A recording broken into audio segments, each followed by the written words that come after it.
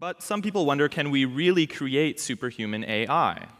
I'd like to get some historical perspective on this. It's definitely true that some early predictions about AI progress were naive, but at the same time, one obstacle after another has been conquered.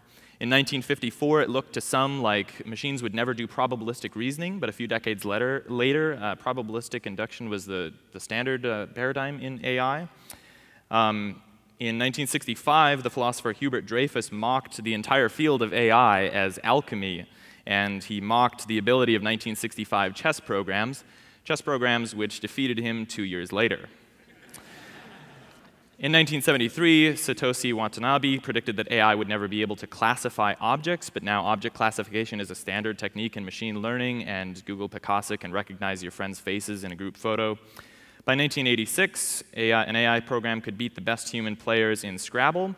And of course, in 1997, IBM's Deep Blue beat the world chess champion Garry Kasparov.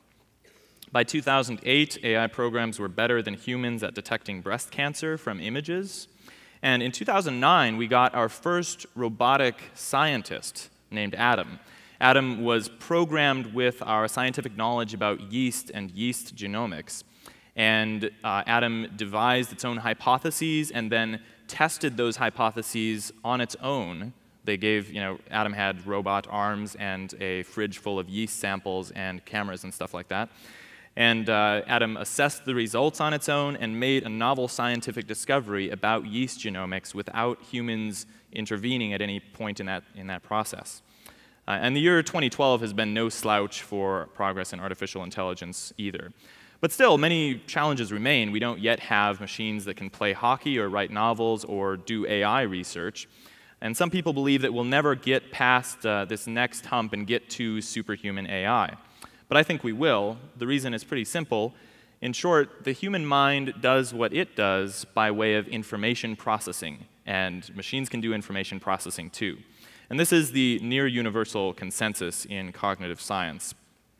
Many things look mysterious to us now, but the universal pattern of history is that things which look mysterious to us now turn out to have lawful explanations, and not explanations grounded in some ungraspable magic.